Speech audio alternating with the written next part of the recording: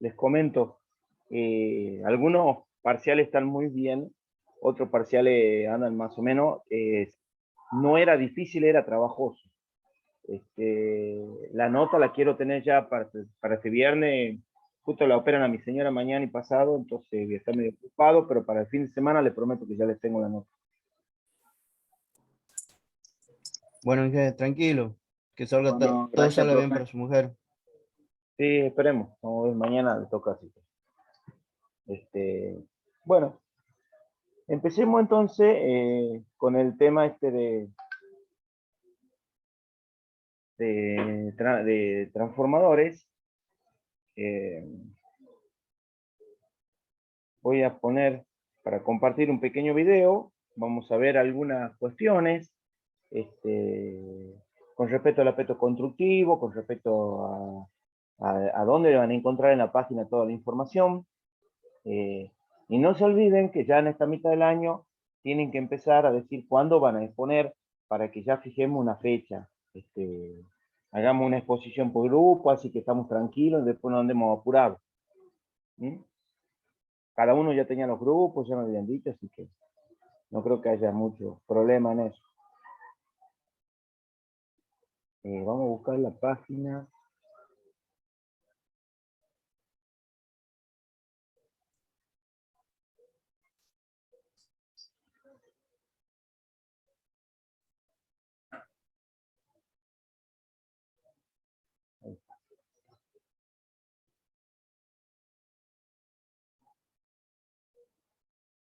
Omitimos. Bien. No sé si se ve. Estamos omitiendo. No sé si ahí se logra apreciar una página de internet que justamente está en la facultad. Sí, que va a ver el video. Sí, Sí, yo sí por lo menos. bien, perfecto. Ahí lo vamos largando el video. Y después vemos la parte constructiva y empezamos a hablar un poquito de transformador. No es largo, así que.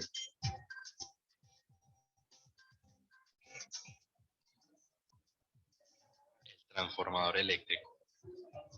¿Qué es un transformador eléctrico? Un transformador eléctrico es un aparato electromagnético estático, o dicho de otra manera, es una máquina eléctrica estática destinada para transformar un sistema primario de corriente alterna en otro secundario con la misma frecuencia pero con otras características, en particular tensión y corriente distintas. En otras palabras, un transformador es un dispositivo que cambia potencia eléctrica alterna de un nivel de voltaje a potencia eléctrica alterna a otro nivel de voltaje mediante la acción de un campo magnético. Es decir, el transformador es una máquina que tiene una entrada y una salida de potencia, dada por tensión y corriente.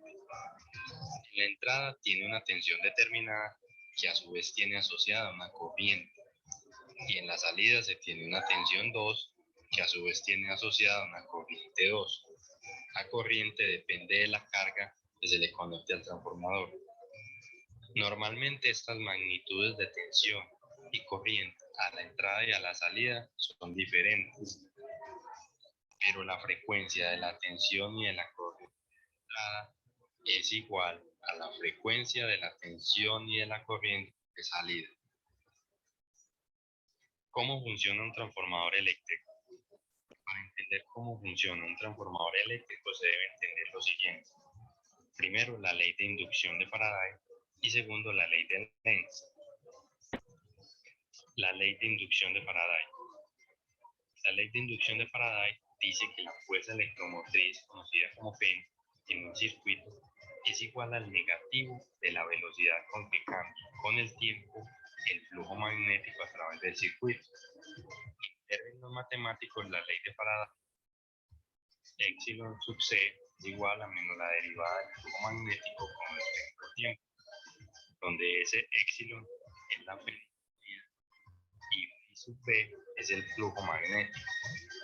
signo menos equivale a la ley de Lenz, de la que se hablará en un momento.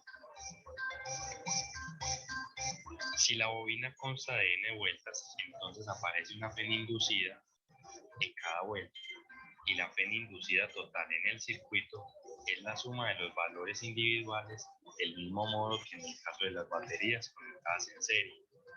Si la bobina está tan apretada que puede considerarse que cada vuelta ocupa la misma región del espacio y por lo tanto experimenta el mismo cambio de flujo, entonces la fen inducida total epsilon sub c igual a menos el número de vueltas o de espiras por la derivada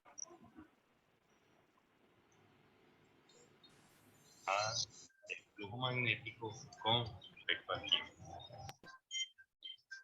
Para explicar la ley de inducción de Faraday tenemos el siguiente esquema. Se tiene un conductor que está dispuesto en forma de varias espiras y sus extremos están conectados a un voltímetro o galvanómetro. Aparece un campo magnético que varía en el tiempo, que atraviesa el circuito o las espiras. El campo magnético puede tener cualquier origen, una corriente, un electroimán, un imán permanente o un imán inducido. Para este caso se puede suponer que se acerca un imán común.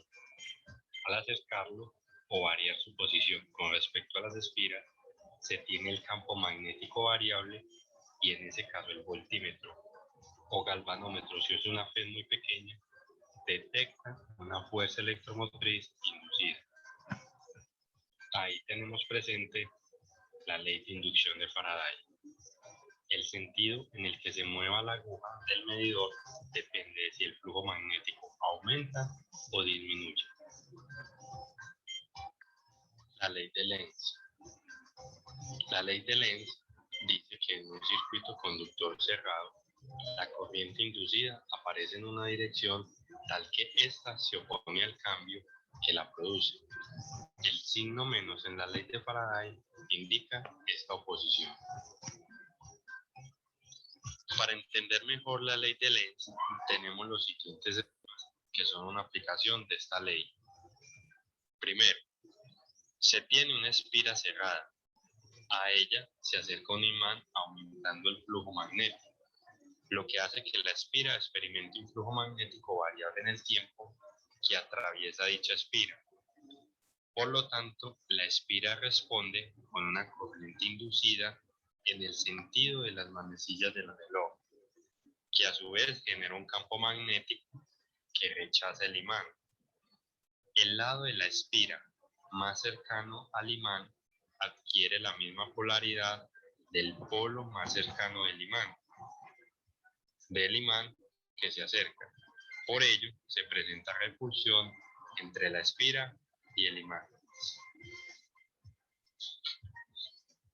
Pero, por otro lado, se tiene la misma espira cerrada y de ella se aleja un imán disminuyendo el flujo magnético, lo que hace que la espira experimente un flujo magnético variable en el tiempo que atraviesa dicha espira. La espira responde con una corriente inducida, pero en este caso en sentido contrario a las manecillas del reloj, que a su vez genera un campo magnético que atrae al imán. El lado de la espira más cercano al imán adquiere una polaridad opuesta a la del polo más cercano de este imán que se aleja. Por ello, presenta atracción entre la espira y el imán. En conclusión, si el imán se acerca, experimenta repulsión, pero si el imán se aleja, experimenta atracción. Teniendo en cuenta las dos leyes mencionadas, ahora vamos a ver cómo funciona el transformador. Un transformador en su forma más simple consta de dos bobinas eléctricamente aisladas una de otra, pero devanadas sobre el mismo núcleo magnético. La bobina a la que la fuente suministra la fuerza se llama devanado primario. La bobina que envía fuerza a la carga que se le conecta al transformador se denomina devanado secundario. Al devanado primario se le conecta una fuente de tensión alterna o variable en el tiempo. Esa fuente de tensión inyecta una corriente variable en el tiempo a la bobina, la cual, por autoinducción, origina una fuerza contraelectromotriz definida como S1, que puede ser expresada por ley de inducción de Faraday así, donde S1 es la fuerza contraelectromotriz, N es el número de vueltas de la bobina o el número de espiras, Phi es el flujo magnético asociado al magnetismo que se genera en la bobina cuando circula la corriente. O sea que la fuerza contraelectromotriz es igual al número de espiras o vueltas del devanado por la derivada del flujo magnético con respecto al tiempo. Recordemos que el signo menos de la expresión está asociado a la ley de Lenz, que ayuda a indicar la polaridad de la fuerza electromotriz, o en este caso, fuerza contraelectromotriz generada. Despreciando las caídas de tensión por resistencia en el conductor del devanado primario, puede admitirse en primera aproximación que la fuerza contraelectromotriz es igual y de signo contrario a la tensión aplicada, por lo que se puede expresar de la siguiente manera: P sub 1 más E sub 1 igual a 0. Por lo tanto, basados en las dos expresiones anteriores, se concluye que P sub 1 es igual a menos E sub 1 igual al número de espiras por la derivada del flujo magnético con respecto al tiempo. Cuando circula esta corriente variable, se establece en el núcleo magnético un flujo magnético también variable en el tiempo. Debido a la elevada permeabilidad del núcleo, la mayor parte del flujo se enlaza con la otra bobina e induce en ella una fuerza electromotriz variable en el tiempo. La frecuencia de la FEN inducida, fuerza electromotriz inducida, en la otra bobina es la misma que la de la corriente en la primera bobina. En la realidad, el flujo no queda totalmente conducido o confinado en el circuito ferromagnético. Una parte se establece en el aire, es el llamado flujo de dispersión. Para esta explicación, vamos a asumir un flujo de dispersión igual a 0. Como se decía, en el segundo arrollamiento abierto, es decir, sin carga, se induce una fuerza electromotriz alterna o variable que por ley de inducción de Faraday se puede expresar así: B sub 2, la tensión en bordes del transformador, es igual a menos E sub 2, la fuerza electromotriz generada, va a ser igual al número de espiras del devanado secundario por la derivada del flujo magnético en el devanado secundario con respecto al tiempo. Se deduce de manera similar al primer devanado. ¿Cómo funciona un transformador? Para finalizar la explicación de cómo funciona un transformador, o para complementar lo que ya se ha dicho, se hacen las siguientes consideraciones que corresponden al transformador ideal. Primero, el núcleo del transformador es sumamente permeable, en el que requiere una fuerza magnetomotriz pequeñísima para establecer el flujo magnético fijo. La otra es que en el núcleo no se aprecian corrientes parásitas ni pérdidas por histeresis. La tercera, todo el flujo está restringido a circular dentro del núcleo, que es lo que se mencionaba anteriormente al decir que el flujo de dispersión se consideraba como 0. Y finalmente se toma que la resistencia de cada devanado es despreciable, que también se mencionó anteriormente.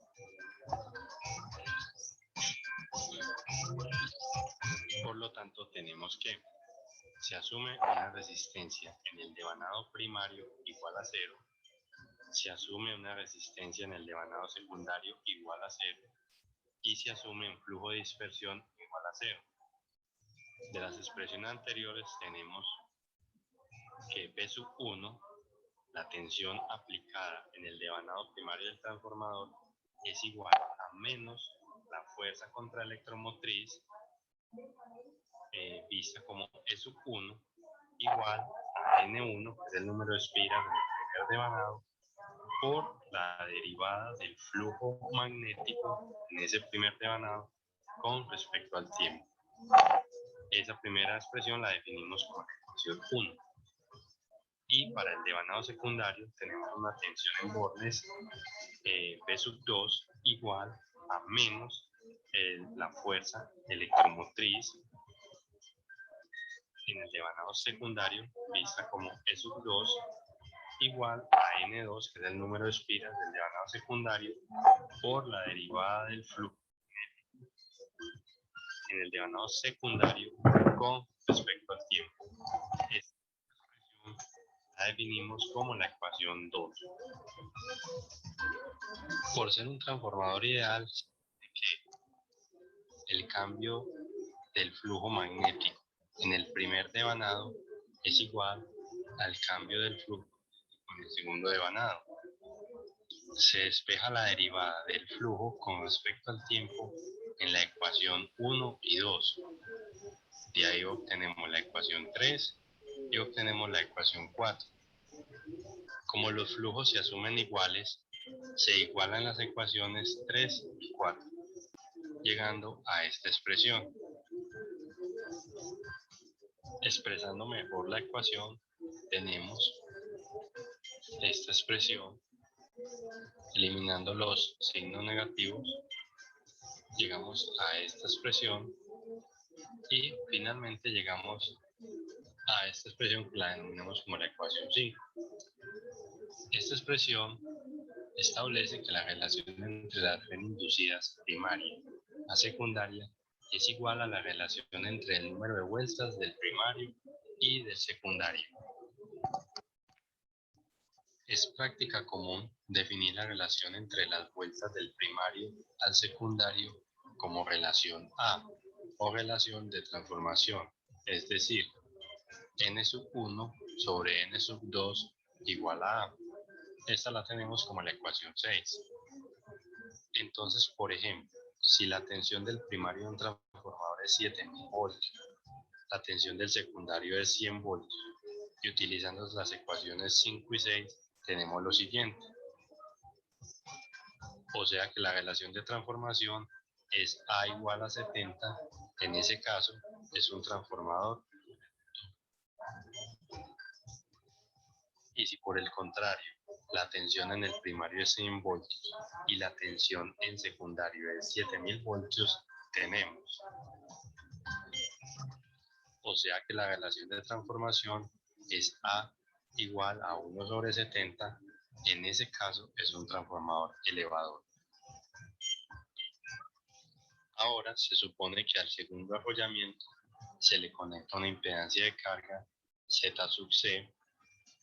Esto motiva una corriente I sub 2 alterna por ser también variable o alterna E sub 2 por la fuerza electromotriz en el devanado 2. La magnitud de I sub 2 depende de la impedancia de la carga. Sin embargo, la dirección de la corriente en el devanado secundario es tal que tiende a debilitar el flujo en el núcleo y a disminuir la fena inducida en el primario. Para el transformador ideal, E sub 1 siempre debe ser igual a B sub 1. En otras palabras, el flujo en el núcleo siempre debe ser igual a su valor original sin carga. Con objeto de restablecer el flujo en el núcleo a su valor original sin carga, la fuente establece una corriente en el devanado primario. Como se supone un transformador ideal, entonces no hay pérdidas, por lo tanto se puede decir que la potencia que se inyecta en el devanado 1 es igual a la potencia que sale del devanado 2.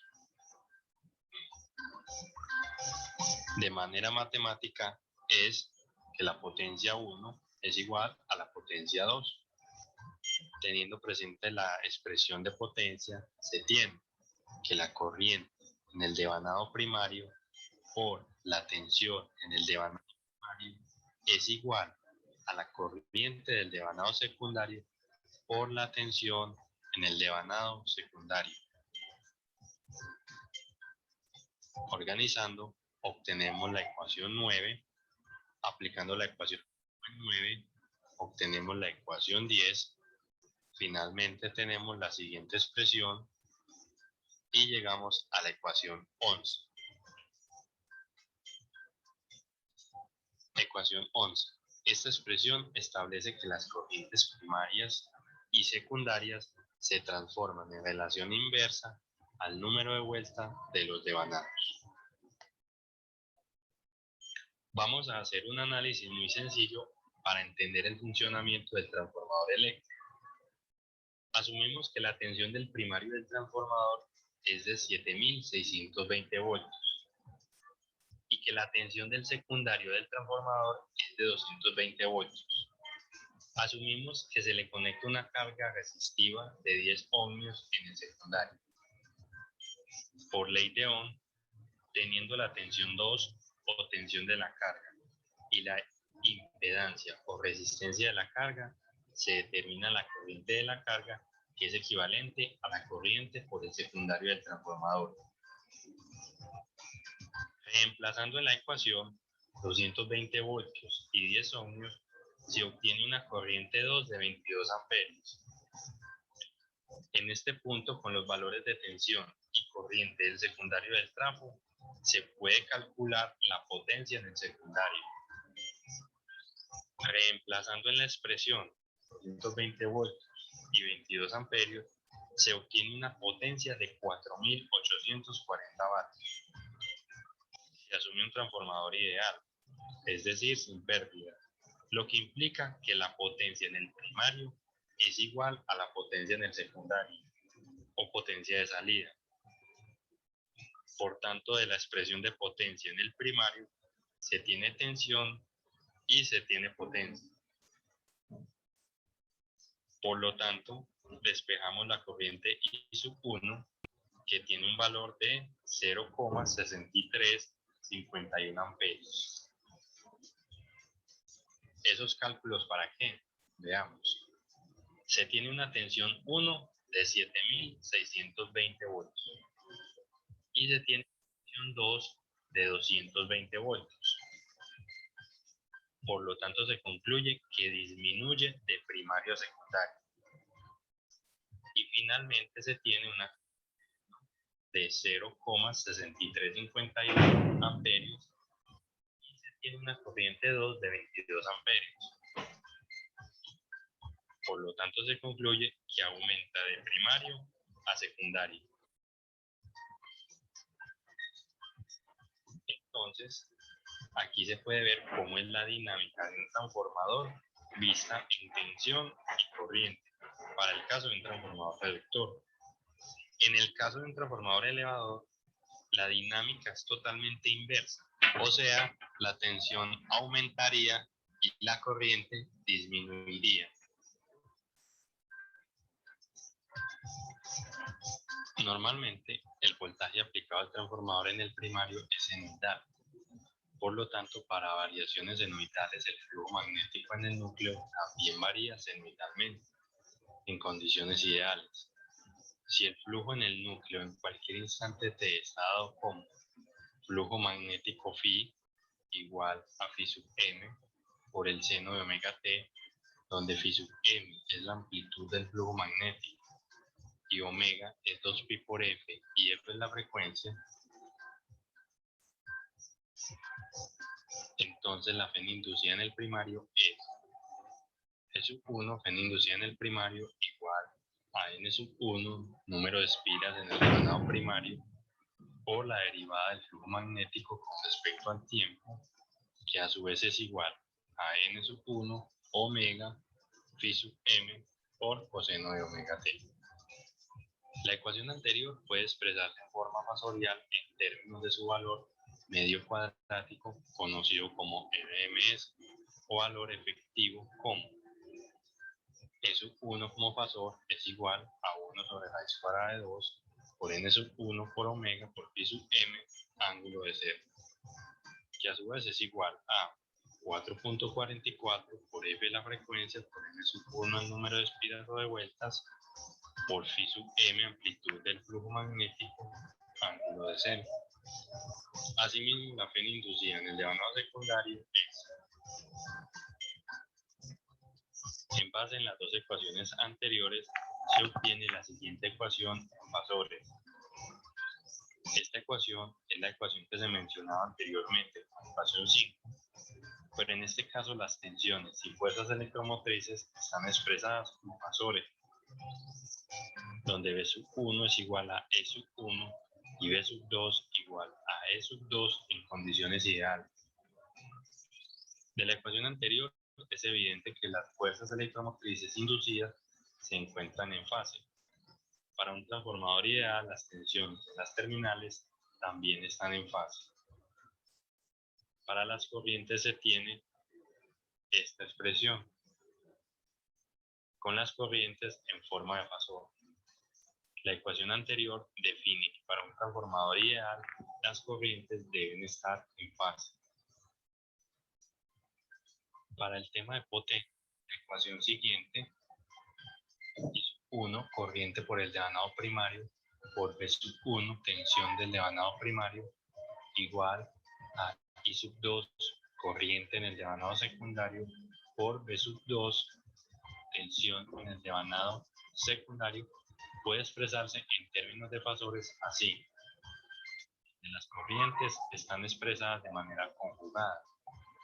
La potencia compleja que suministra la fuente al devanado primario es igual a la potencia compleja que suministra el devanado secundario a la carga en el caso de un transformador ideal.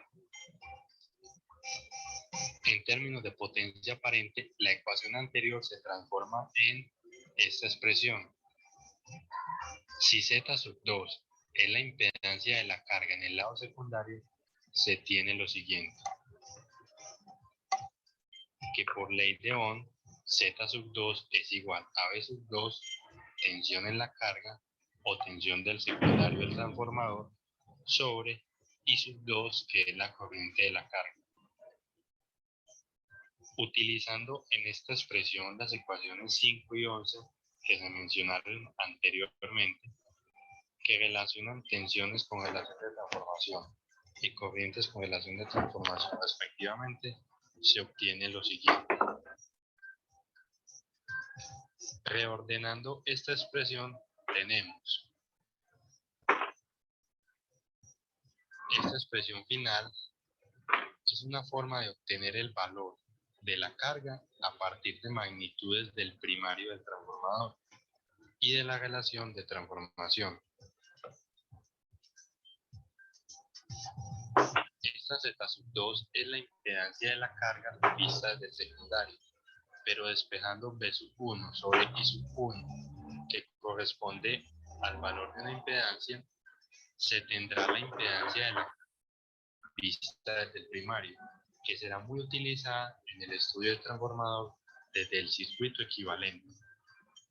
Con esto se finaliza este video.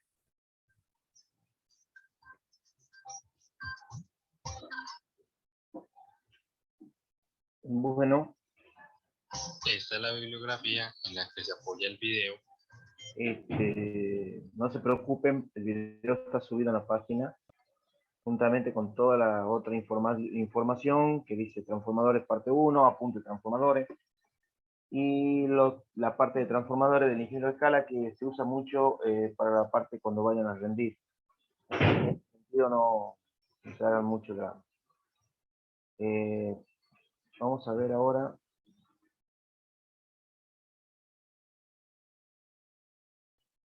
algunos conceptos antes de ver esto y tratar de entender lo que hablaba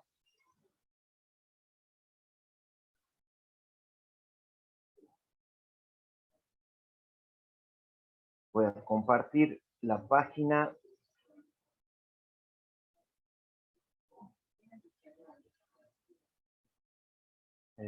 Esta. Bueno, estos son de los apuntes del ingeniero de escala. Se da en mecánica, sirve para cualquier cosa. Primero que nada nos tenemos que situar para qué sirve un transformador. El transformador puede ser elevador o reductor.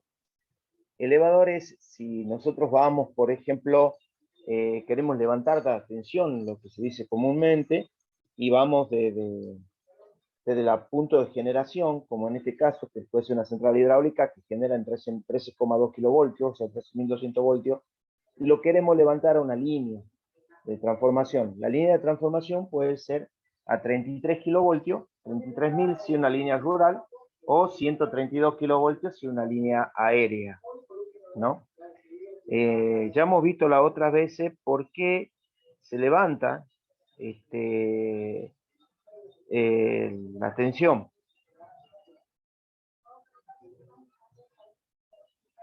¿Se acuerdan ustedes por qué levantamos la tensión para transmitir a grande distancia? Sí, porque Para así, bajar la corriente. Para porque que no tengamos que bajar usar un el cable. cable de sección tan grande. Exactamente. Cuando nosotros queremos transmitir grandes potencias, lo que hacemos es levantamos la tensión, bajamos para que se baje la corriente, multiplicamos U por I. De esa manera, la potencia se transmite de la misma forma desde la fuente hacia el otro extremo. ¿Mm? Eso es importante porque al bajar la corriente, ustedes saben que la corriente está directamente relacionada con la sección del cable que se usa. Es más, inclusive, en los niveles altos de tensión, 132 kilovoltios, 220 kilovoltios, 500 kilovoltios, no se usa cobre, se usa aluminio. El aluminio es un conductor de menor calidad que el cobre, pero mucho más barato. ¿Mm?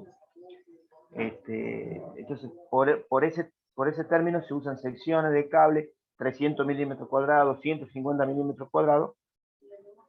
Es normal trabajar con corriente de 300 amperes, 600 amperes, 150 amperes en alta tensión, lo que me determina que la potencia se va a poder transportar de igual forma de la fuente al consumidor final, levantando la tensión y bajando la corriente. Es mucho más económico, es por una cuestión económica. ¿Mm? Bueno, acá dice, ventaja de la transmisión, la potencia aparente a transmitir, la pérdida en el cobre. Bueno, acá explicaba un poquito lo que le estoy diciendo.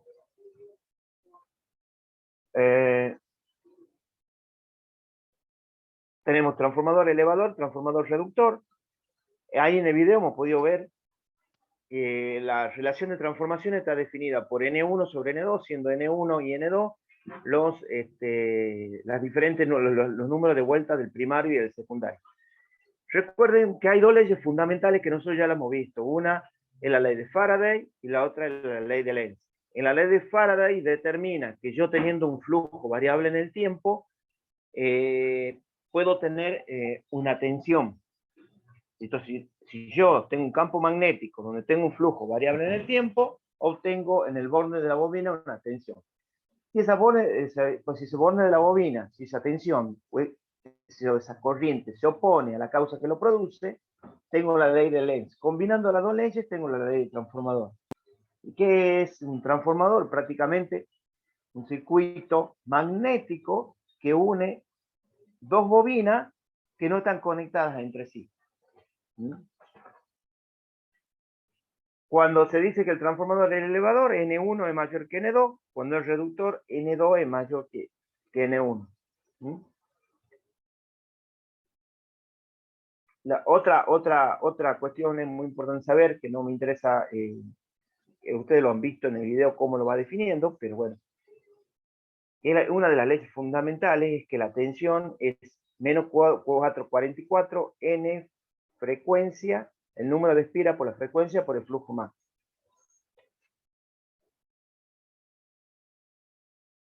Y acá, si seguimos, ya podemos empezar a hablar de lo que es transformador ideal, como para ir viendo los vectores. Ya vamos a pasarlo poco. Cuando en el video habla de transformador ideal, siempre hablamos de transformador ideal para referir la primera parte de la gráfica, y nosotros hablamos transformador ideal cuando tenemos resistencia ohmica de la bobina igual a 0. O sea, no tiene resistencia. No hay pérdida en el hierro. O sea, si la bobina no tiene resistencia, no hay pérdida en el cobre. Pérdida en el cobre se manifiesta siempre como un cuadrado por R. R0, la pérdida en cobre es 0. No hay pérdida parásita y pérdida por histéresis, que la vamos a ver más adelante que son, también son depreciables. Por lo tanto, al no haber pérdida por el histéresis, si yo hago B sobre H, no hay saturación. Suponemos un acoplamiento magnético perfecto. Tampoco hay flujo de dispersión. Prácticamente tenemos este dibujo, que es muy importante porque a veces lo tomamos, este dibujo, especialmente cuando van a rendir finales. Le pedimos que dibujen el núcleo magnético y un transformador ideal en vacío. Este es un transformador ideal en vacío.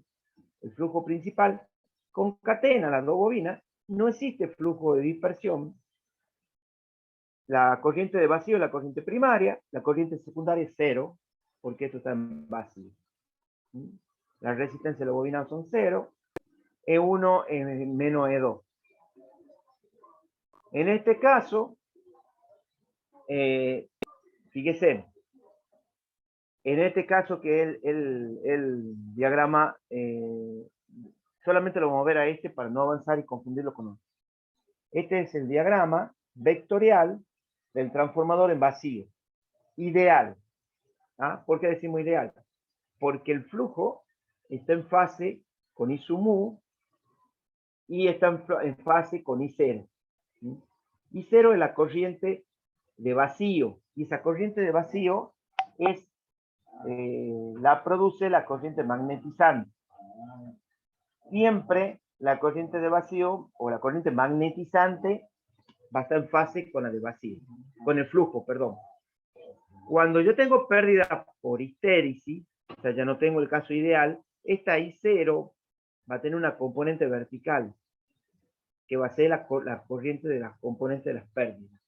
La combinación de I sub mu, que es la corriente de magnetización, que me sirve para formar el núcleo, con esa corriente de pérdida, me determina la corriente I0, que es la corriente de vacío. Bueno. Fíjense en una cuestión. A 90 grados o a menos 90, por la ley de Lenz, yo voy a tener E1. En fase con E1 voy a tener E2. Y E2, como está en vacío, no tengo resistencia, prácticamente la PN2 va a ser igual a la tensión U2C. Acá vamos a empezar a ver los diagramas debativos. ¿Qué son los diagramas debativos? Ustedes siempre, siempre en los libros lo van a estudiar al diagrama, así como está a 90 grados para abajo, porque eso es lo que determina la ley de Lenz. Pero normalmente se debate todo en el primer cuadrante para poder comparar E1, E2 y todas las otras componentes. Y eso es sencillamente, cuando empiecen a verlo con más profundidad, te van a salir miles de dudas, van a empezar a preguntar, pero ¿por qué, profe, en el libro dibujan para abajo y usted no hace ver por arriba? Es sencillamente que lo que está arriba es menos E1. Y menos E1 es igual a U1. Acá lo dice, ¿eh? Y sale de esta explicación. Si yo E1 por la ley del Lenz lo tengo a menos 90, para arriba voy a tener menos E1. Y menos E1 igual a U1. ¿Sí? En este caso estoy considerando que que hay una relación de transformación, o sea que es diferente de 1, por lo tanto N1 y N2 son diferentes, que es lo que normalmente sucede en un transformador, por lo tanto E1 es diferente a E2. En muchos casos, en muchos ejemplos que vamos a hacer, especialmente cuando tenemos carga inductiva, capacitiva, E1 lo hacemos igual a E2 y decimos que la relación de transformación es igual a 1. Entonces tenemos un transformador con relación de transformación igual a 1. Y usted me va a decir, pero ¿por qué hacemos eso? Y nosotros hacemos eso para poder apreciar en el diagrama vectorial lo que sucede con E2 o lo que sucede con E2. Porque si no sería tan chiquito que no se lo apreciaría. Ustedes imagínense que es normal encontrar un transformador de relación 1400, 2000, entonces tendrían que, si lo vamos a dibujar a escala, estarían dibujando 2000 veces a escala E2 con respecto a E1. Para que eso no suceda, para que yo pueda ver bien o pueda apreciar, hago una trampa matemática, es decir, que la relación de transformación es 1. Igualmente, hay transformadores de relación 1. ¿Ustedes conocen algún transformador que les relacione uno? ¿O para qué se puede usar un transformador que yo en la entrada tenga 220 y en la salida tenga 220? Para aislar los Aisladores. circuitos. Aisladores, muy bien. Transformadores hospitalarios normalmente son transformadores aisladores. Me aíslan porque la única vinculación que existe entre ellos, me aíslan la red de lo que yo creo, la única vinculación que existe entre ellos, el campo magnético. Vamos a ver ahora el power, así ya nos metemos más materia. Después vamos a ir viendo los diferentes circuitos. Acá está el power. Bien. Empezamos con transformador monofásico porque siempre empezamos con transformador monofásico. El transformador trifásico son tres, es considerado como si fuera tres transformadores en la parte trifásica, devanados 120 grados entre sí, pero de todas maneras cuando veamos la próxima vez trifásica, recién entraríamos en transformadores trifásicos. Ya vamos a empezar a ver la parte trifásica, que es toda una clase. Acá dice, se utiliza en red eléctrica para convertir un sistema de tensión monofásico o trifásico en otro, siempre de frecuencia igual. ¿Ah? Nosotros en máquinas eléctricas vemos los transformadores, que es donde se mantiene la frecuencia. No son transformadores de radiocomunicación, ¿no? Donde yo necesito tener tal frecuencia a la salida, no. Acá siempre la frecuencia concatenada de salida es igual a la de entrada, o 50 o 60 Hz. La conversión se realiza prácticamente sin pérdida, potencia de entrada igual a potencia de salida. Si vamos a comparar, muchachos, por ejemplo, en un transformador de 15, de 20 mega, es muy fácil decir que tengo pérdidas en vatios. Entonces son prácticamente despreciables las pérdidas, pero tienen que saber que existen, tienen un valor. Fíjense en esto, ¿no? En el transformador elevador, B2 es mayor que B1, I2 es menor que I1. Recuerden que si yo lo hacemos según el video, y con la definición de la parte teórica, B2 sobre B1 es igual a I2 sobre I1, es lo que pasa en un transformador. Entonces, para que sea elevador, B2 tiene que ser mayor que B1, acá tengo que tener mayor tensión que en el primario, y I2, la corriente del secundario, va a ser menor que la corriente del primario. Y en el transformador reductor sucede al revés. B2 es menor que B1, I2, que la corriente del secundario, es mayor que la corriente del primario. Los valores nominales que definen un transformador, potencia aparente. Un transformador no se compra, y eso es importante saberlo, a diferencia de un motor, que ustedes lo definen en HP, en kilovatios, estamos definiendo la potencia útil de trabajo. En el transformador nos manejamos con potencia aparente. Es fácil ver cuando decimos, ese transformador de la calle, ¿de cuánto es? 630 kVA, 300 kVA. Fíjense en que denominamos kVA, potencia aparente. ¿Por qué? Porque eso me dimensiona el transformador. Me dimensiona no solamente la potencia activa, sino la potencia reactiva que yo puedo soportar. ¿Quiénes insumen potencia reactiva? Todas las cargas que pueda tener el transformador. Fíjense, cuando hablaba en el video, hablaba de cargas y de impedancia. Estamos hablando de resistencia. Entonces, y más cuando hay carga inductiva. Todas las cargas inductivas, como son los motores, ponen al transformador con un Q muy grande. Eso hace que mi S sea grande. Y si yo no corrijo, obligo a corregir el factor de potencia, en un barrio que yo tenga muchos motores, voy a tener el mismo transformador de 630 kVA que en un barrio que no tenga ningún motor. Entonces estaría desperdiciando lo que sería la parte de distribución, desperdiciando recursos. Por eso es que obligo a bajar los Q totales, no importa quiénes sean, poniendo capacitores. De esa manera yo, en vez de poner un transformador de 630 kVA, pongo uno de menor potencia, porque me va a definir la dimensión, pero no la potencia útil.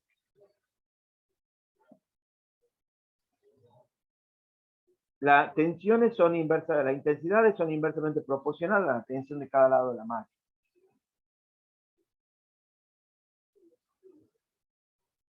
Aspectos constructivos del circuito magnético. En la construcción del núcleo se utilizan chapas de acero aleada con silicio de muy bajo espesor. Ustedes ya tienen una fotocopia de ese tipo de chapa, la que vimos ya al comienzo. El silicio incrementa la resistividad del material y reduce la corriente parásita. Ahora, fíjense en una cosa. Las chapas se aíslan entre sí con un tratamiento químico llamado Carlite y se obtiene la laminación en frío. Aumenta la permeabilidad. Mediante este procedimiento se obtienen mejoras del relleno del 95 al 98%. Fíjense, yo voy poniendo la chapa tratando de construir un núcleo redondo, que también normalmente los núcleos son cuadrados, ¿no? Este es un transformador tipo ventana. Fíjense cómo son los cortes. Y las chapas entre sí están aisladas por Carlite. Fíjense en otra cuestión. ¿Por qué aislábamos la chapa? Nosotros aislamos la chapa porque sabemos que aparece una corriente que se denomina parásita. Esas corrientes parásitas de Foucault crean un calentamiento. Ese calentamiento es pérdida. Si yo aíslo la chapa, porque dependen de la sección, si yo aíslo la chapa, aíslo la sección con respecto a la otra y esa corriente la hago mucho menor. Es sencillamente por eso. Aspecto constructivo. Los materiales pueden ser, los materiales aislantes, ¿no? De los devanados, pueden ser de tres tipos. Un esmalte de resinas fenólicas en transformador devanado con hilo. Eso es para baja potencia y baja tensión. Un encapsulado en resina epoxi para los denominados transformadores secos. Los transformadores secos no llevan aceite. Es un transformador totalmente macizo, mucho más barato que el transformador en aceite. Y después los transformadores en baño de aceite. Los conductores aislados previamente o no mediante barnices o cintas aislantes se recubren de una cinta de papel y todo el conjunto bobina de núcleo se introduce en una cuba de aceite. El papel impregnado en aceite actúa como aislante de los conductores mientras devanado. Acá están las diferentes formas constructivas, también depende de la tensión. Los conductores están aislados entre sí, en transformadores de baja potencia se utilizan de hilos esmaltados. En máquinas grandes se emplean pletinas rectangulares encitadas con papel impregnado en aceite. Siempre se deja aire entre los espacios de los devanados, ¿no? La forma de los devanados normalmente es circular, sobre el núcleo va a circular la forma. El núcleo está siempre conectado a tierra para evitar los elevados gradientes de potencial. El devanado a baja tensión se dispone el más cercano al núcleo, o sea, yo tengo baja. Si fueran de 3 enrollamientos, yo tengo primero el de baja tensión, después del media y al último de alta tensión. La separación de aire que existe entre ellos tiene que ver mucho con la aislación. Yo tengo 33 a 13, está estipulado cuánto es lo que yo tengo que tener aislado entre ellos, ¿no? Estipulado en centímetros. ¿Por qué? Porque puede saltar un arco. El aceite que se usa en los transformadores, muchachos, es el aceite IPF64, que es el de mejor calidad, pero no es una calidad de aceite, es un aceite refrigerante y aislante. Es muy importante, se nota la capacidad aislante que tiene. Normalmente ese transformador anda en los 200 kilovoltios de tensión de aislación. Cuando se producen cortocircuitos dentro del transformador, ese aceite se producen ciertas chispas y ciertos carbones que decantan al fondo del transformador. Imagínense, si eso tiene aceite, ese aceite va perdiendo calidad. Cuando va perdiendo calidad, se va degradando. Se va degradando su capacidad disruptiva, su capacidad de tensión de aislación. Entonces, ¿qué es lo que se hace? Se saca una muestra de aceite en los mantenimientos programados y mediante una cuba que tiene 2 electrodos distanciados a tal tensión salta un arco y ese arco determina la tensión con la que haya producido la disrupción. Y eso me determina a ver el envejecimiento del aceite.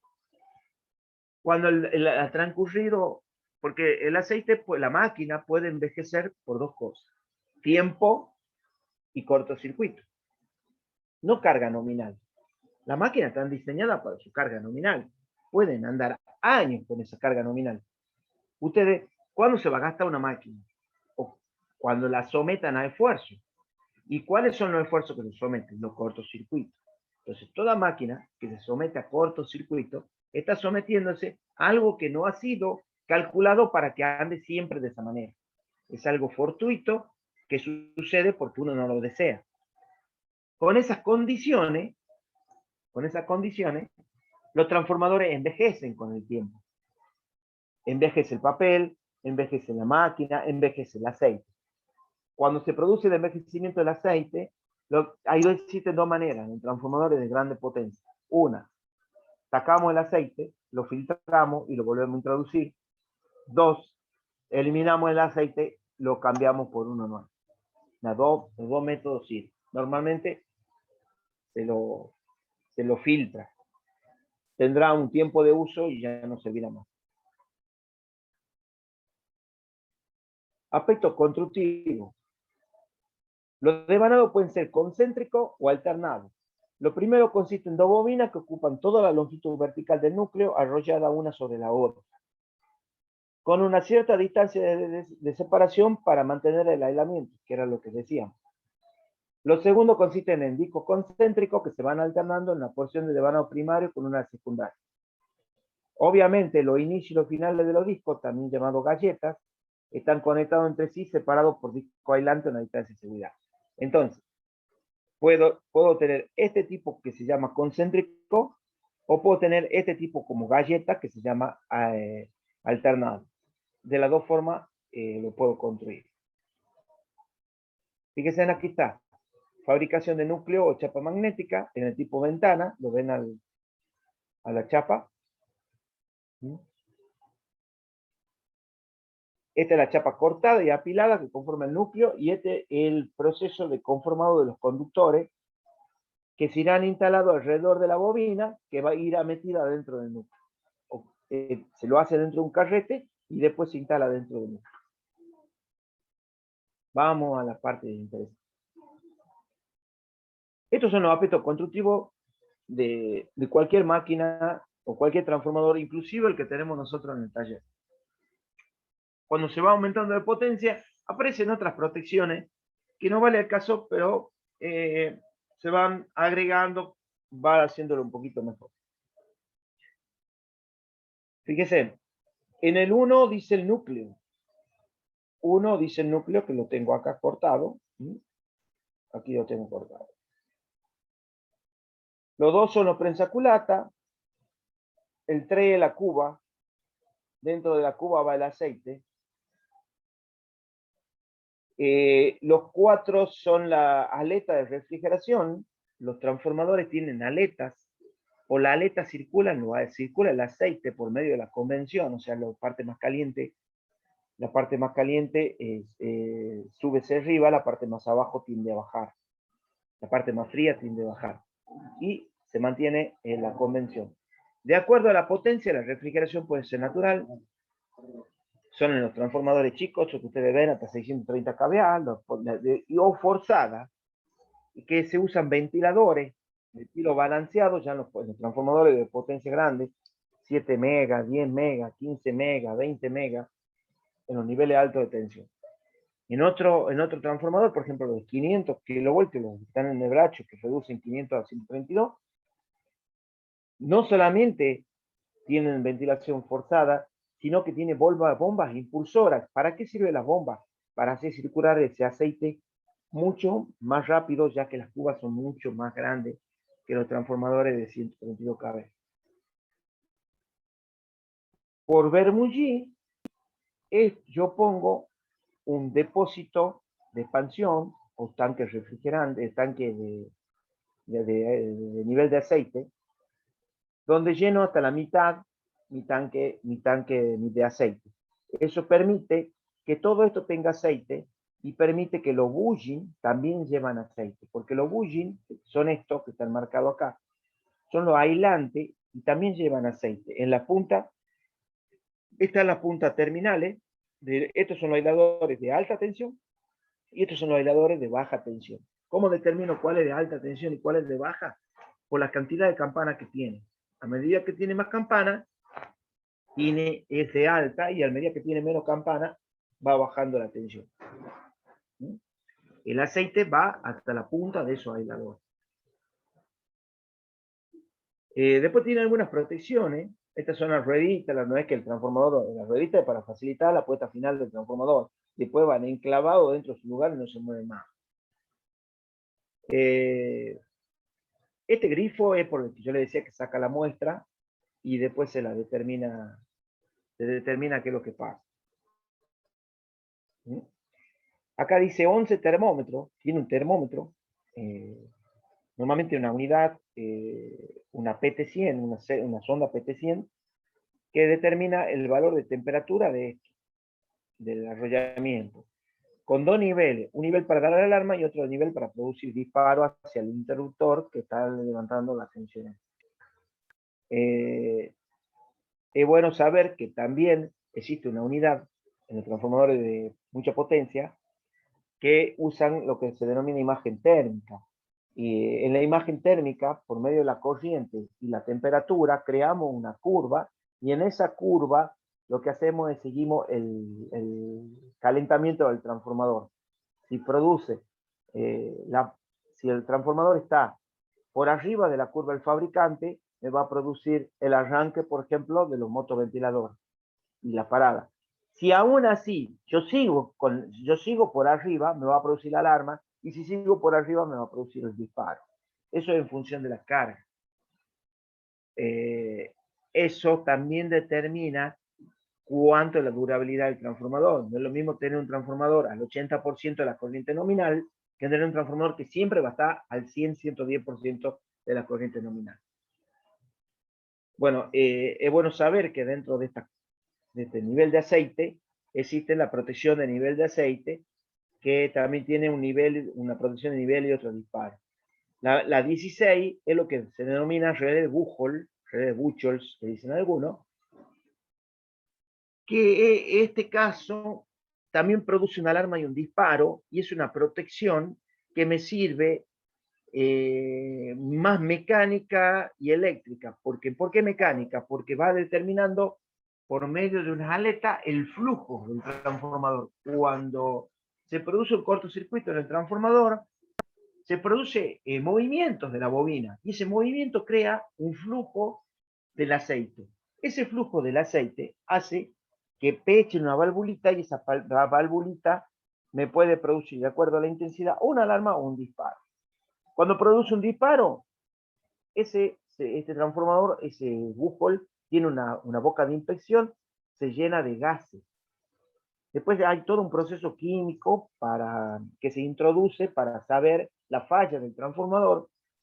Después se compara y determina, de acuerdo al color de la cinta que yo ponga dentro de ese gas que fallado, me dice si hay un problema en el papel, si el transformador tiene problema en el aceite, me determina un montón de análisis de falla que yo puedo llegar a sospechar o a saber.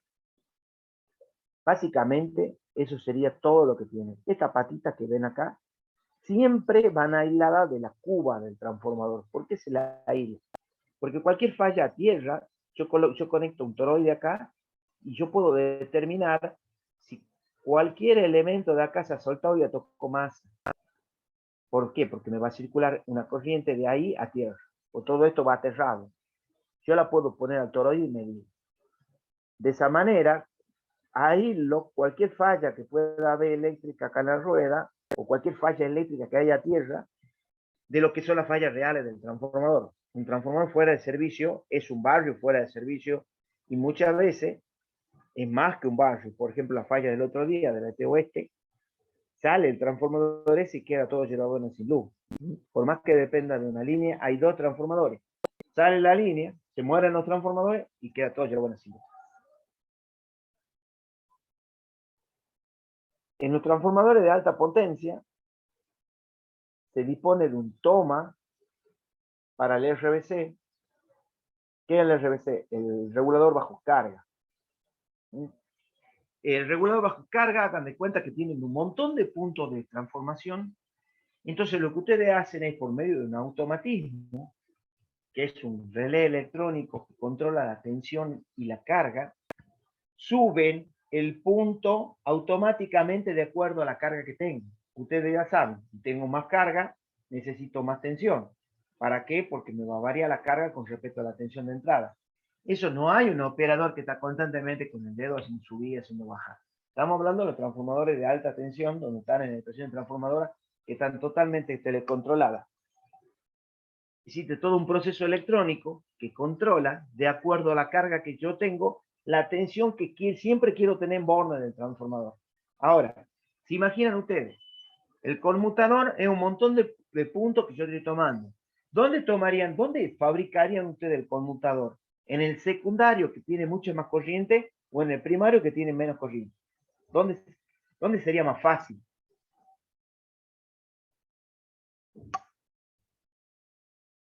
En el secundario.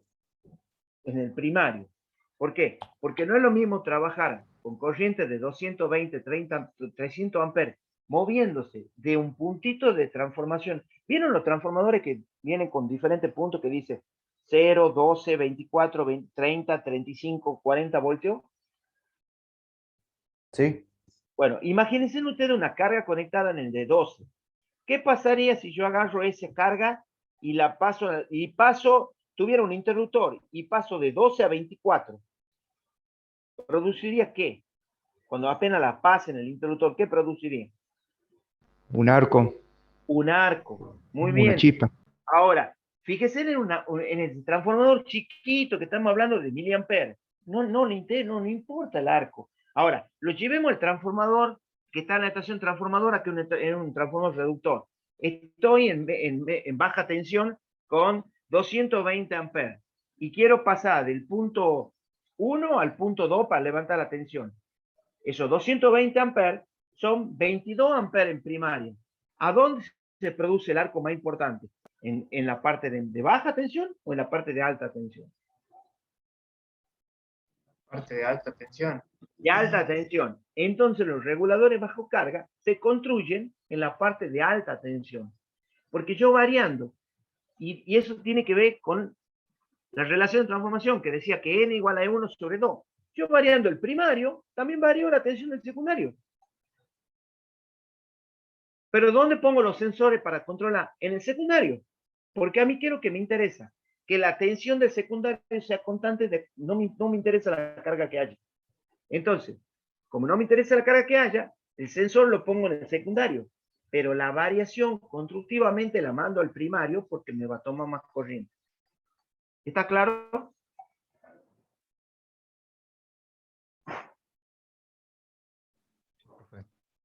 O sea, es una cuestión que me ahorra corriente, me ahorra vida en los contactos, y me ahorra que ese RBC que tiene un montón de puntos, da lo mismo tenerlo en el primario que en el secundario. Como da lo mismo, por la relación de transformación, siempre varío el primario, pero los sensores los pongo controlando en el secundario.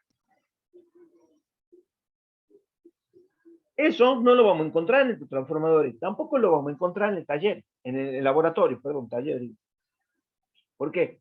Porque, bueno, son los transformadores que están en la calle, son muy difíciles. Sí vamos a encontrar en el taller un punto manual que dice del 1 al 3 o algo del 1 al 5. Eso es manual y eso es sin carga.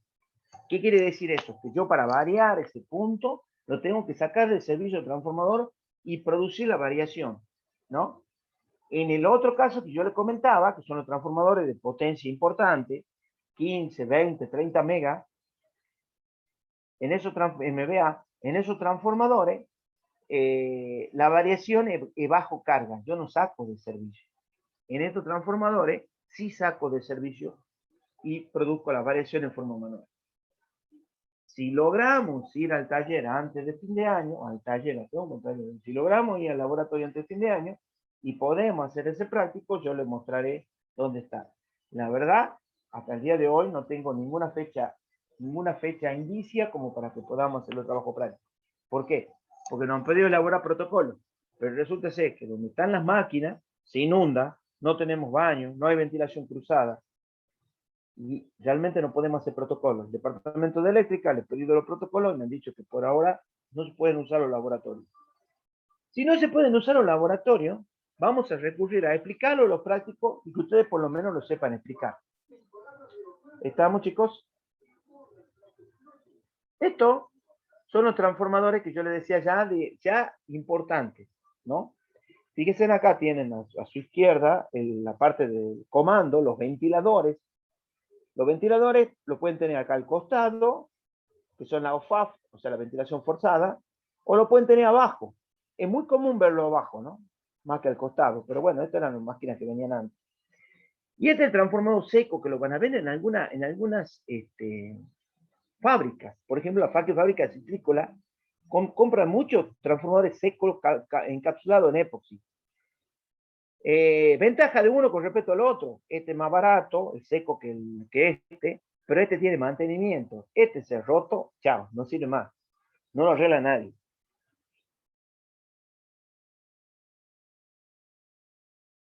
Mire, este es un transformador de 5000 kVA bañado en aceite, de 2500, es como para que vean ustedes los tamaños, ¿no? Acá dice 10 MVA sellado con nitrógeno y 10 MVA sellado con nitrógeno. No es que no tiene aceite, pero la parte vacía no lo sellan con aire, sino lo sellan con nitrógeno. ¿Cuál es la ventaja? Como al transformador hay que mantenerlo lo más seco posible, el nitrógeno tiende a secar cualquier indicio de humedad. Bueno, en los aspectos constructivos, este en aceite y este seco básicamente son lo mismo, las galletas se arman de la misma forma, nada más que el relleno de epoxi y acá el relleno de aceite. ¿Mm?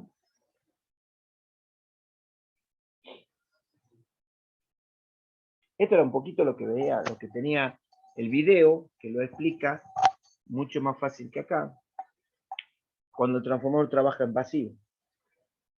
La única corriente que absorbe es la necesaria para compensar la pérdida magnética, la pérdida por histéresis y pérdida por corriente parásita. Acá ya estamos hablando de transformador en vacío, pero ya no en condiciones ideales. O sea, si tenemos pérdida por histéresis, pérdida por corriente parásita. Y la caída de tensión en la resistencia del bobinado, que esta demostración se ha considerado nula para sus simplicidades. Y bueno, si lo seguimos a todo este proceso, vamos a llegar a la fórmula fundamental de la tensión eficaz, que es 44, frecuencia N, sección, flujo, inducción máxima, P.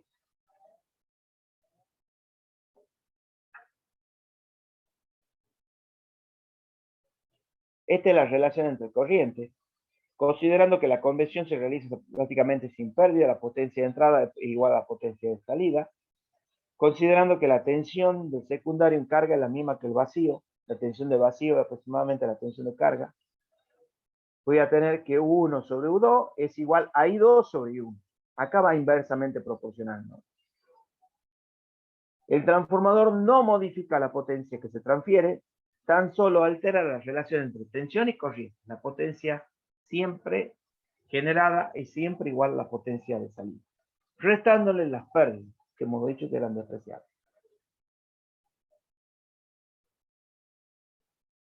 Esto es un poquito para explicar lo que pasa con la corriente de vacío. ¿Mm? Bueno, nosotros, el comportamiento ferromagnético del núcleo hemos visto que hay dos zonas. Una lineal, que es esta parte, que va hasta el punto 2 puntos, y otra de saturación, que va de 2' hasta 1'. ¿Mm? Por lo tanto, la corriente de vacío no va a ser senoidal, sino que va a aparecer un poquito distorsionada. Si despreciamos el ciclo de histéresis, hay que, en primer lugar, o sea, si no estoy en esta parte, nosotros siempre B tiende siempre a H. Yo tenía representado que el flujo y la corriente van a tender a la misma. ¿Sí? Salvo un factor de escala que determine por la superficie, número de pi, la longitud del campo magnético. Acá está la representación, fíjense, de la corriente de vacío, la que está en rojo, ¿no? Fíjense aquí cómo la va siguiendo a la verde en la parte que no tiene saturación. ¿Mm? Ahora, cuando ya entramos en la zona de saturación, se hace mucho más puntiaguda. Básicamente, esta es la diferencia con respecto a la verdecita esta que está acá, que es el flujo. ¿Mm? Esta es la tensión, la verde clarita, la verde avioletada esta es el flujo y esta es la corriente de vacío. Y acá se hace como un pico de campana. Y esto es la distorsión que se produce cuando se empieza a trabajar en esta zona. Mientras no trabaje en esta zona, podría decir que la corriente de vacío sigue a la forma de onda del flujo. ¿Mm? Debido a la saturación del material, la corriente que absorbe el transformador en el vacío no es senoidal, eso ya lo hemos explicado. Y este otro fenómeno que se produce del desplazamiento. También se produce, o sea, no solamente tenemos un pico, también tenemos un desplazamiento. ¿Por qué?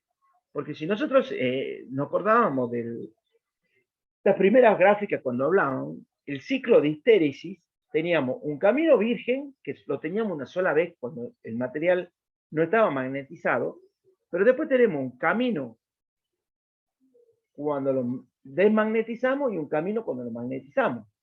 Como esos caminos no son iguales, sino van, por ejemplo, este va desde 2' hasta 1', el de magnetización y el de desmagnetización va de 1' a 3', ¿lo ven? Es diferente.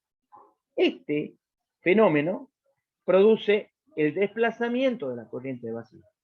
Yo pusiera un osciloscopio, no solamente la vería que está puntiaguda, sino que está desplazada.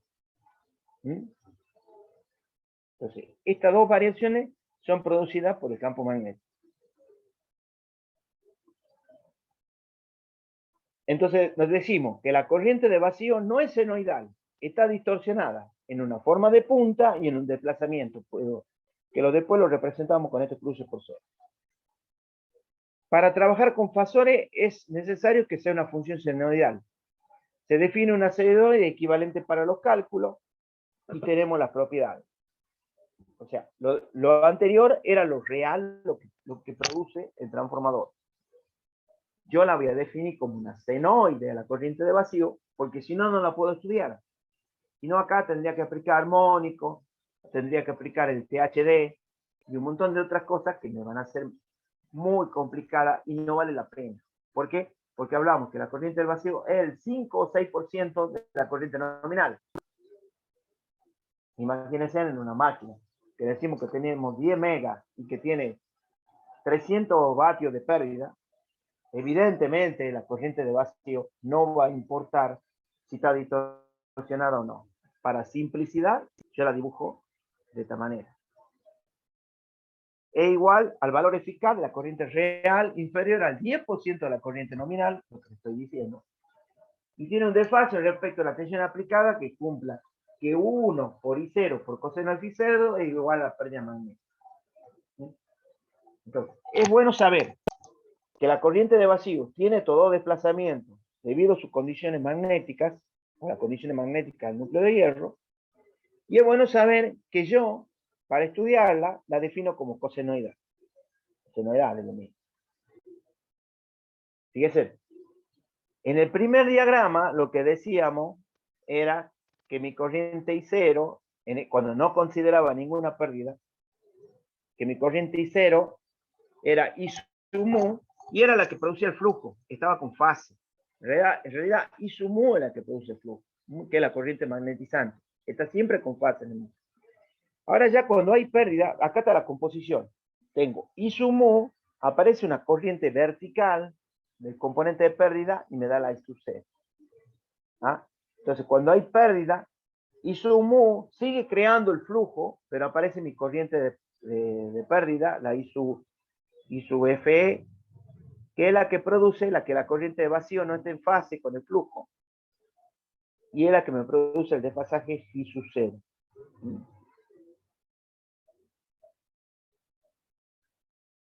Esto es un poquito para hablar del flujo de dispersión. El flujo de dispersión ya hemos visto. Recién hemos estado considerando que ya había pérdidas, pero también hay pérdida en el aire. El flujo de dispersión se cierra por el aire. En vacío no circula corriente por el secundario. O sea, si yo tengo este transformador en vacío. Por lo tanto, no produce flujo de dispersión. El flujo de dispersión se produce en el primario, cuando estoy en vacío. ¿Cómo represento este flujo de dispersión? Bueno, por medio de una bobina que yo le voy a llamar XD1. La resistencia interna del bobinado, esto ya es real. La resistencia interna del bobinado la represento por medio de una resistencia y al flujo de dispersión lo represento por XD1. ¿Estamos? Entonces, U1, que es la tensión aplicada, va a ser la corriente de vacío por la resistencia más J XD1 por I0 menos E1, que por ley de Levens hemos dicho que E1 era la FEM producida debido a la variación de la tensión aplicada en el dφ sobre dt. Esto era Faraday. Y este es el diagrama fasorial real de un transformador en vacío. Real. En el otro ideal, nosotros teníamos esto puesto para acá, y acá aparece ya un ángulo φ0, donde yo tengo la I0. ¿Qué es lo que hago? Bueno, nosotros hemos dicho que por ley de Lenz, E1 está a menos 90 grados. Pero fíjense en que E1, que es la FEN del primario, este es el diagrama fasoriano, así que yo lo tengo que tratar de llevar o debatir sobre el primer cuadrante. ¿Por qué? Para poder llevar todos los valores en el primer cuadrante. Entonces, paso a menos E1 para acá, pongo la caída resistiva en fase, la caída del flujo de dispersión a 90 grados, y desde el último punto al origen voy a tener U1. Y acá está la definición de U1. U1 es la caída resistiva debido a la resistencia, la caída por el flujo de dispersión debido a la reactancia de dispersión, menos E1. Acá queda de manifiesto que E1 queda debatido. Por eso es que en los gráficos siempre se debate al primario. Y cuando veamos el secundario, que con carga, van a ver que también lo debatimos al primario, para comparar los dos triangulitos. No me interesa avanzar más si no lo tienen claro. Entonces nosotros hemos visto, ya tenemos el transformador en vacío, tenemos la resistencia interna, tenemos el flujo de dispersión, y tenemos el diagrama fasorial. Hemos pasado del diagrama fasorial del transformador sin nada, o sea, considerando que no tiene pérdida, no tiene nada, al transformador en vacío con pérdida. ¿Te queda claro este diagrama fasorial?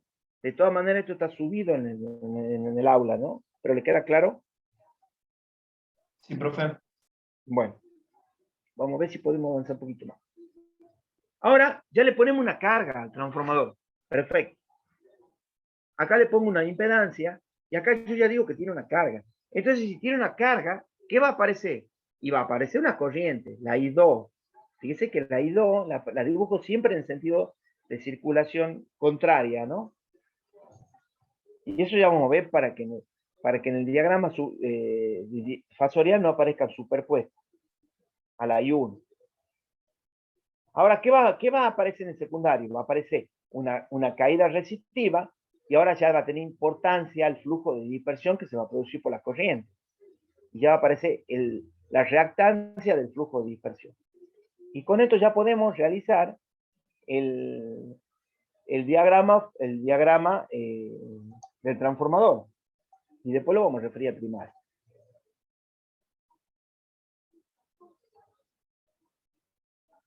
Ahora, vamos a ver la carga. Aquí está la carga, y en este caso la carga, o sea que hasta acá yo he dibujado exactamente lo mismo. Tenía el flujo I0, y la carga que vamos a suponer va a ser inductiva. Si yo estos vectores están girando y yo me parara en el punto de observación de acá arriba, voy a ver que primero voy a tener U2 y después voy a tener I2. U2 estará adelantado a un ángulo φ2 respecto a I2. Eso define una carga inductiva. La caída de tensión en R1 y X de 1 están aumentadas, en la práctica son depreciables. Las caídas también son casi nulas en R2, no interesa. Son las caídas estas, son depreciables. Pero acá me interesa para verlo. Hasta acá yo construyo lo que es el primario, la U1. Pero ahora me va a aparecer una U2. Entonces la U1 va a seguir siendo menos E1 más I1 por R más JX1. Esto es un diagrama del transformador donde tengo la parte primaria y la parte secundaria por un lado. Todavía no lo tengo reducido a nada, porque no lo tengo hecho en un solo diagrama. Lo tengo en los dos. Entonces me va a aparecer E2, también me va a aparecer la caída, la corriente I2', que por eso la dibujaba para arriba, y me va a aparecer que la I0, que es la corriente de vacío, más I2' me forma la corriente primaria, la I1. La I2' es la misma que la I2, pero está dada vuelta para poder construir. Acá dice que a qué igual a I2'. Es menos I2 dada vuelta sobre la relación de transformación. Ahora vamos a ver cuando reduzco. ¿Qué es reducir del secundario al primario? En el reducir del secundario al primario es encontrar una constante para que yo lo pueda dibujar todo en un solo circuito. Si la relación de transformación es elevada, existe una diferencia importante entre la magnitud de primaria y secundaria. La representación vectorial se complica. El problema se resuelve aplicando mediante la reducción del secundario al primario. Nosotros tenemos que la impedancia, cualquiera en el secundario, es 1 sobre I2. U2 sobre I2. Esto es U2' sobre la relación de transformación y I2 e I2' por la relación de transformación. Y acá encuentro que la Z2' es Z2 por la relación de transformación al cuadrado. Eso lo van a encontrar para cualquier transformador. A su vez, voy a tener que E2' es E2 por la relación de transformación, U2' es U2 por la relación, I2' es I2 sobre la relación de transformación.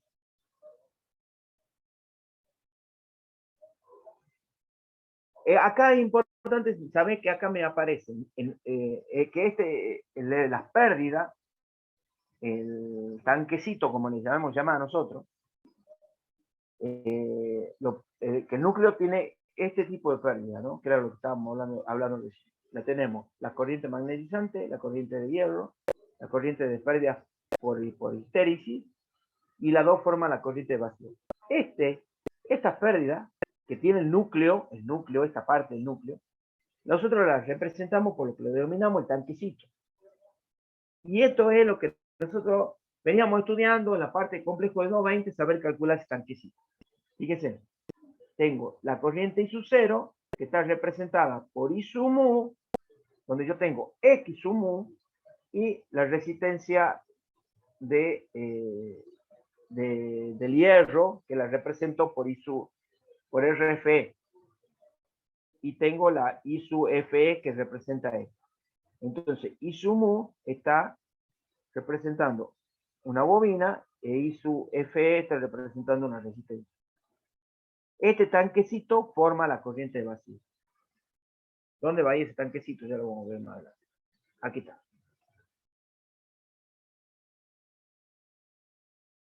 Acá está. Ya hemos visto que acá tenemos una pérdida. Esa pérdida la vamos a poner acá, en el circuito tanque, que sería el circuito paralelo. Y ya hemos visto que esto, que está en el secundario, también lo puedo referir al primario.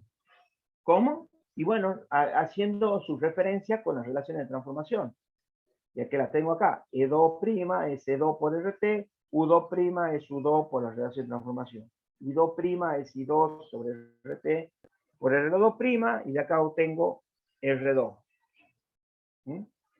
Si yo tengo todos estos valores y tengo el tanquecito, el transformador obtenido lo puedo reducir a primario. haciendo que la relación de transformación sea 1, que E2' sea igual a E2, por lo tanto la relación de transformación es igual a E2. ¿Y qué voy a obtener? El circuito equivalente del transformador reducido al primario. Bueno, después también vamos a ver algunas ventajas, pero eso lo vamos a ver en otra clase. ¿Por qué ese tanquecito con esa corriente que es del 6% yo lo puedo llevar al comienzo? Y puedo simplificarme todo ese trabajo. Este es el circuito equivalente del transformador. Me permite calcular todas las variables, incluidas las pérdidas y el rendimiento. Como he dicho, este representa la resistencia primaria, esta es la resistencia, el flujo de dispersión, esto representa el flujo de presión referido al primario, esto representa la resistencia del secundario, acá tengo U2, I2' ya va a estar circulando para acá, I2 circulaba para acá, hay una relación entre I2' y I2, acá tengo la corriente de vacío y todo esto representa las pérdidas del hierro, para obtener las corrientes de vacío. Los elementos del circuito equivalente se obtienen mediante ensayo normalizado. Estos elementos los obtenemos mediante el ensayo de pérdida de vacío y pérdida de cobre. Y los ensayos de cortocircuito. Una vez resuelto el circuito, los valores del secundario se calculan deshaciendo la reducción del primario. Lógicamente, cuando yo tengo esto, lo tengo que llevar a primario y voy a obtener todos los valores. Lo que yo le decía, el ensayo en vacío y el ensayo en corto me permiten obtener todas las caídas de tensión, las pérdidas y los parámetros del circuito del equivalente del transformador, que en definitiva es lo que me interesa. En ambos ensayos se miden tensiones, corriente y potencia. A partir de los resultados de las mediciones se podrá estimar la pérdida y reconstrucción del circuito equivalente en todos los circuitos. Bueno, y acá ya vienen los ensayos, que no vamos a mandar los ensayos porque quisiera que lo hablemos en una clase especial que sea ensayo de vacío y transformador. Era medio mucho en la introducción, por eso yo le quería poner el video, porque si no íbamos a estar haciendo mucha matemática. No tiene sentido porque la hemos hecho al comienzo de año. Entonces, la idea es un poco encontrarle la funcionalidad. Si ustedes logran obtener la comprensión del diagrama ideal y real, así nomás en vacío, ya van a poder sacar carga inductiva, que ya lo hemos hecho, y después vamos a poder sacar carga capacitiva. A partir de ahí, y sabiendo los ensayos, podemos obtener los circuitos equivalentes, los valores de los circuitos equivalentes. No sé si habrá tiempo para hacer algunos problemas, eso lo vamos a ver más adelante, donde nosotros tenemos los ensayos, los valores, y nosotros podemos dibujar el circuito equivalente. Ya, si tenemos tiempo, lo hacemos. No vamos a avanzar más, chicos, porque no tiene sentido cargar tanta información. Sí, yo les digo que para la otra clase vamos a ver los dos tipos de ensayos y vamos a empezar a ver el transformador trifásico. Es importante que esto lo repasen de lo que se ha dado mal video. ¿Estamos? Para que no arranquemos en pedo, para que no arranquemos la otra clase sin saber nada de lo que sería el ensayo corto, el ensayo en vacío, para hablar a chino. Si he ido muy rápido, por favor díganme, porque a veces siento que voy rápido, pero siento que voy rápido en la necesidad de tratar de explicarles.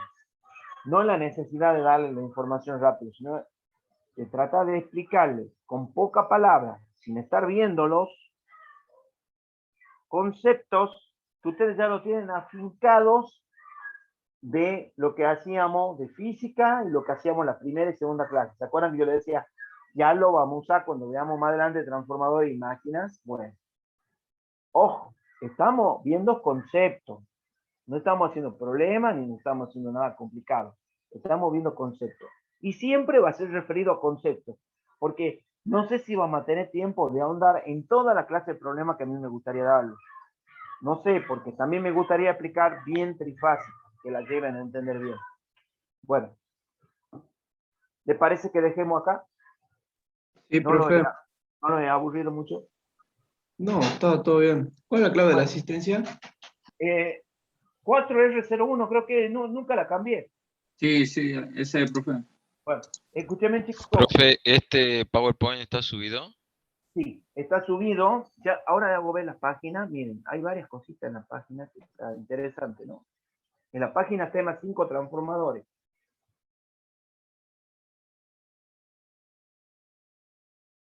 Ahí, en tema 5 transformadores tienen el video y todo el PowerPoint lo tienen acá. Tenemos apunte de transformadores y transformadores parte 1. Acá lo tienen el PowerPoint. En transformadores parte 1. Y en apunte de transformadores hay varias cositas que están interesantes, ¿no? Tienen los ensayos, el catálogo, ensayos de vacío corto y apunte de transformadores. Y después, en transformadores del ingeniero de escala, está toda la teoría. Perdón. Aquí está toda la teoría. Bueno. Acá van a encontrar la teoría. En la URL. Claro. Acá lo tienen que bajar al libro, porque es bastante grande y bastante pesado. Entonces yo lo tengo subido en mi Google Drive y de acá lo bajan, ¿ah? De este libro. Y en Transformadores parte 1 van a encontrar la impresión del Power subido. ¿No? Ahí está. Ahí lo van a encontrar. Inclusive yo le habilité algunas clases. Estas clases son del año pasado, pero por ahí nos hemos expandido en algunas cosas, así que por ahí si la ven está de 10. Yo en esta carpeta voy a subir la clase de hoy. Estamos, así todo la tengan. La otra clase, O sea, la terminamos de clase ver de los hoy, profe. ensayos. Sí, acá la subo yo. Acá, en tema 5. Transformadores la subo yo. Cuando la tenga grabada en la PC la subo. ¿Estamos? El otro martes vamos a intentar terminar de ver los ensayos. De ver lo que le voy a subir de los ensayos para que ustedes lo tengan. Si hay tiempo lo hacemos, si no hay tiempo no lo hacemos. Si se puede ir a la facultad lo hacemos. O ya vemos cómo nos diagramamos para hacer por lo menos 2 o 3 ensayos. Estoy hablando de a futuro, la verdad que yo leo la Gaceta hoy y me deprimo. Hablan 3 o 4 infectólogos que dicen que dentro de un mes la variante Delta nos mata a todos. La verdad, chicos, yo estoy loco, no sé ustedes cómo palpitan esto. Yo me he puesto las 2 vacunas, la mayoría estamos con las 2 vacunas, estamos viendo cosas, y los tipos estos que dicen, ojo, que en un mes están todos los sanatorios y todo el mundo enfermo. Yo la verdad, cada vez entiendo menos, no sé, ¿ustedes qué entienden de esto? O yo nomás estoy chiflado. No sabía que existía esa noticia, profe.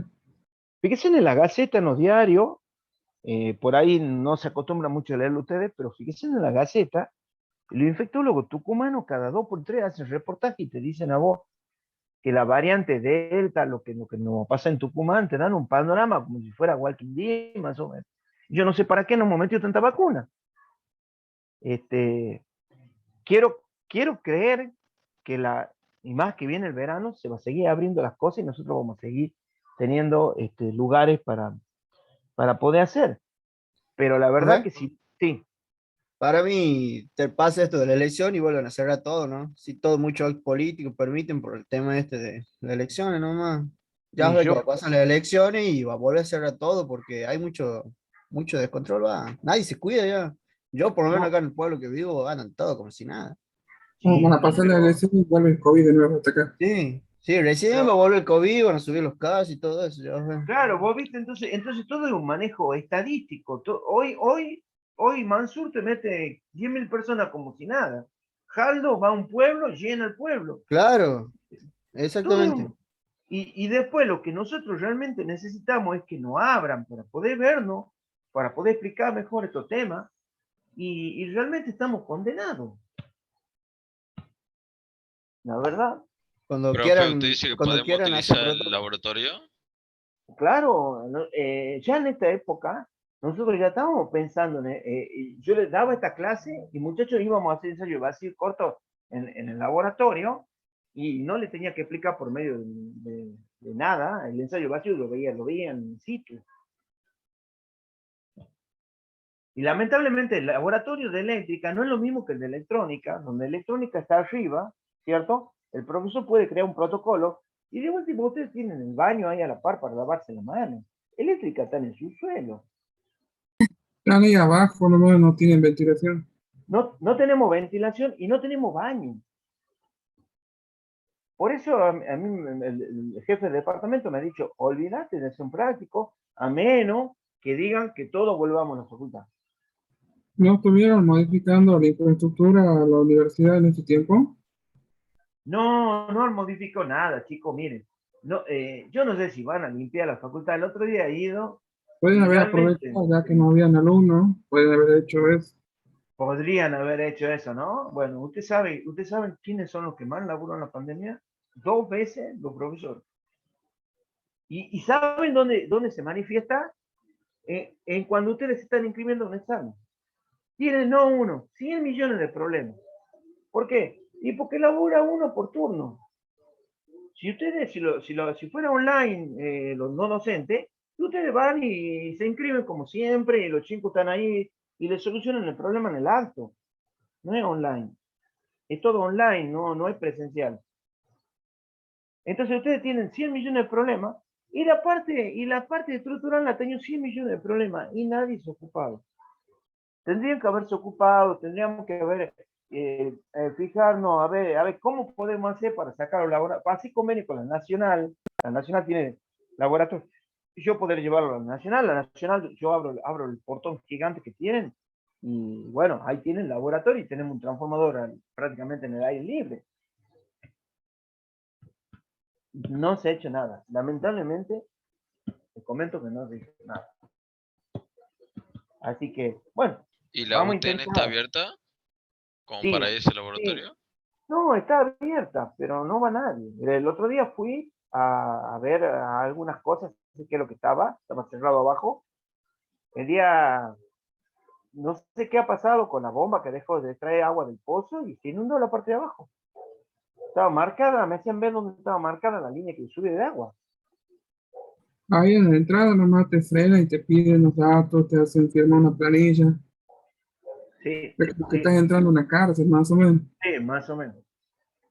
Bueno, vamos a intentar ver qué es lo que, si no avanzaremos en la medida que podamos, dejamos los prácticos para el último, capaz que en noviembre nos dicen pueden ir y nos vamos a la última práctica, si no lo explicaremos de la manera que ustedes lo puedan tratar de entender, con la diapositiva, y yo largándole el práctico que ya está hecho, que ya lo han hecho otros chicos, como para que lo tengan. No habrá otra forma. Lo que sí vayan pensando en ir presentándose. Por ejemplo, si alguien, yo termino la otra semana transformadores, pero si alguien tenía transformadores, sería bueno enganchar transformadores. Vayan pensando en dar lo que hemos quedado, que ustedes tienen que dar. ¿Estamos? Para que no se nos apunten las clases. Entonces, como ahora terminamos transformadores, sería bueno que los que tengan transformadores lo pueden dar. Y si no, bueno, el que esté preparado me dice, profe, yo quiero dar de este martes al otro y dejamos esa clase para que ponga. ¿Ah? Ustedes lo piensan, lo hablan entre ustedes. No hay apuro ahora. Algunos me preguntaban de la recuperación. ¿Qué es lo que hacemos normalmente? Sigamos como estamos, hacemos la prueba de ahora, la segunda prueba, y yo le doy antes de diciembre un integral con, si le ha ido mal en el primero, le doy solamente el primero. Si le ha ido mal en el segundo, le doy solamente el segundo. Si le ha ido mal en los dos, le doy un integral. Después en marzo hay otro. Ahora, ya el de marzo ya es integral, que es el número 2. ¿Estamos? Y después si hay otra recuperación, se le vuelve a abrir, se le vuelve a dar de acuerdo a lo que ustedes hayan pedido o a las resoluciones que existen. O sea, no van a quedar sin recuperar, no vamos a recuperar el último. ¿Estamos? Bien, profe. Bueno, entonces la subo a la clase y nos estamos viendo el otro martes. Hasta luego, profe. Hasta luego, profe. muchachos. Gracias, profe. Hasta luego. Que anden bien.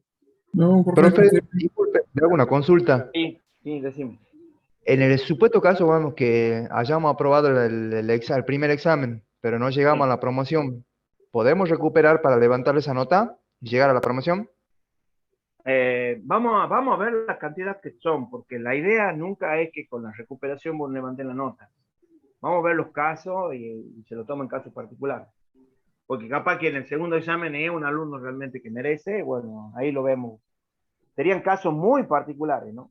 Normalmente se toma la nota del primero y la nota del segundo para la promoción. Lo vemos. No prometo nada.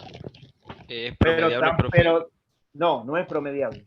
Hay que aprobar los dos. Con Estamos hablando más de No, de pero yo digo de estamos haber hablando aprobado de el promoción. primero, Sí, de pero haber no aprobado. llegamos para la promoción. ¿No llegás con cuál? ¿Con el primero o con el segundo? Con cualquiera de los dos. Pero Póngale llegás como con... si antes que haya aprobado el primero me haya sacado 7 y en el segundo Sí. me haya sacado 6, póngale. Y yo recupero el segundo para ver si puedo levantar del segundo Bueno, parcial para llegar a la promoción. la idea de la promoción era que vos tengas en los dos parciales 8 y que vos hayas dado, lo que te haya tocado en el grupo. Esa era la idea de la promoción. No había recuperaciones para promediar nada. Esa era la idea de la recuperación. Ahora, hay mucho en ese estado y lo veremos. Ahora, vos tenés un 10 en el segundo y tenés un 7 en el primero y porque te faltó un poquito y realmente son muy buen alumnos y bueno, por ahí te damos una mano. Pero Profe, como si vos me lo pregunta, estás planteando, me estás planteando un 7 y un 6, ni siquiera llega a promocionar en uno. Hemos dicho Profe, 2 Claro, por 8 eso le para preguntaba si... promocionar. Hemos dicho 2 8 para promocionar y la clase. Ah, bien, bueno, gracias. ¿Mm? Pero bueno, no se desilusionen, veamos las notas. Aquí mi Claro, yo gana de también pegar estaba como siempre. mi compañero que había entendido que era 7 la promoción. No, eran 2 8, cualquiera de los dos exámenes eran 2 8 porque yo no puedo, yo tengo que tener más de 6 y hasta 8. Y bueno, entre 8 y 10 es un alumno de muy bueno. Y entre 8 y 10 es un alumno de muy bueno.